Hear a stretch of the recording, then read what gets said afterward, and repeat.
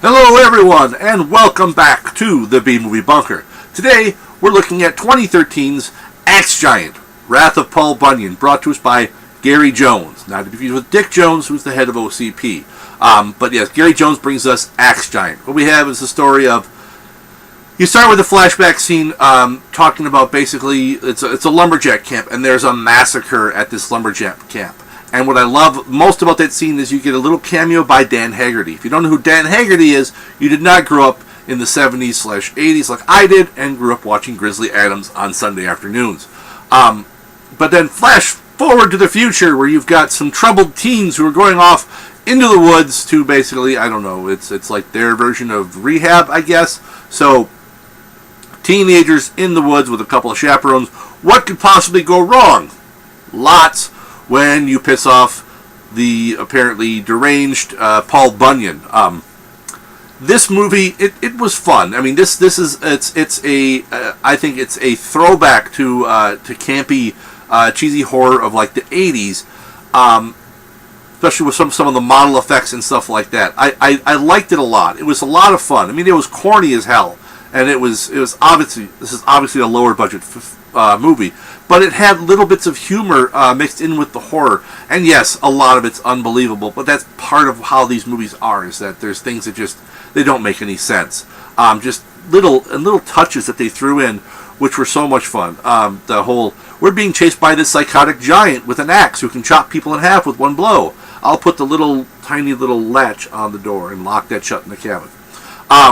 So little touches of humor like that really help lighten the mood a bit at times, between people getting chopped in half.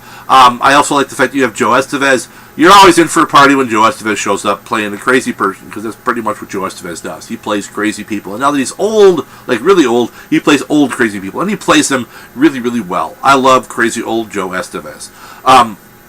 There are some critiques.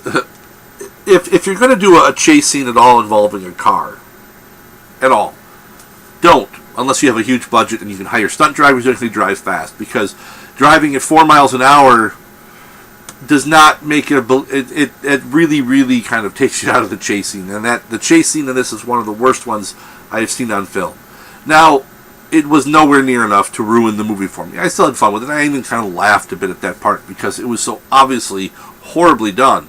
Now, I don't mean to insult the people who made it. I mean, that's why, as I said, doing a car chase scene, and in this case, it's the giant chasing a car, in case you didn't know that. He's not driving a giant-sized Paul Bunyan car, which would have been hilarious, but GM doesn't make them that big anymore. So, those scenes are hard to do, and I give them credit for at least trying. It doesn't play off well, and in so many of these lower-budget movies, any type of chase scenes like that, they never play off well, because they obviously don't have the effects, or the crew, or the stunt people to do justice to those types of scenes. So that's why I usually don't like them in there. I do love rednecks in this movie. There are so many rednecks, and rednecks with lots of guns.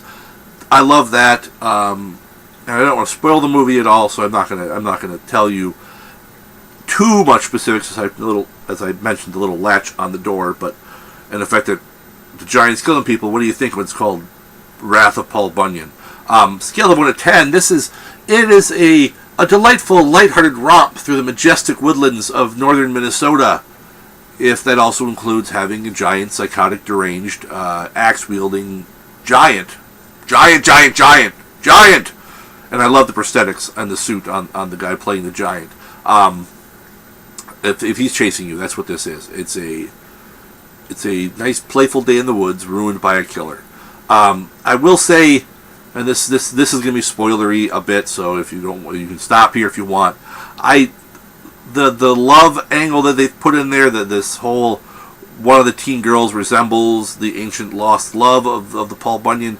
You're trying to get some kind of sympathy for the Paul Bunyan character a little bit more, but I don't think you needed that scene really and that little connection to get sympathy for the character. I already had some sympathy for him just based on the tragedy he's been through.